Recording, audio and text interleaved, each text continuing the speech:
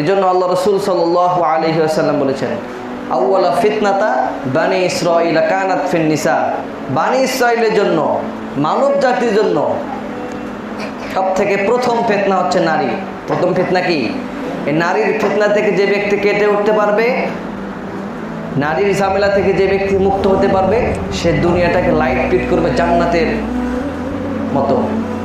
আর যার নারী হবে খারাপ, যার নারী মন মতো হবে না, সবসময় জ্বালাতন দেয়, তার দুনিয়াটাই হবে কি? জাহান্নাম। আমরা অনেক ব্যক্তি বিদেশে যাই না? আজ থেকে 10 বছর আগেও বিদেশির সংখ্যা যা ছিল, এর রেশিওটা দেখবেন অনেক বেড়ে গিয়েছে কয়েক বছরের মধ্যে।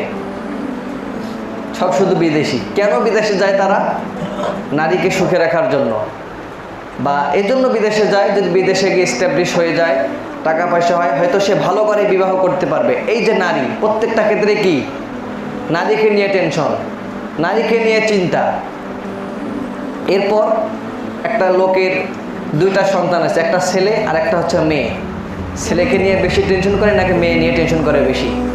মেয়ে। তো দেখেন প্রত্যেকটা ক্ষেত্রেই মেয়ে নিয়ে টেনশন। প্রত্যেকটা ক্ষেত্রেই মানুষ এস্টাবলিশ হয় স্ত্রীর মাধ্যমে, যদি স্ত্রী ভালো হয়। আবার অনেক লোক দুনিয়াটাকে জাহান্নাম লাইফ লিড করে কিসের কারণে? মেয়ের কারণে। তো প্রত্যেকটা ক্ষেত্রেই দেখবেন মেয়েলি কিন্তু একটা ফাংশন আছে না নাই? আছে। তো এই মেয়েরা হচ্ছে, নারী জাতি হচ্ছে আমাদের জন্য অনেক বড় একটা পরীক্ষার জিনিস। কিসের জিনিস?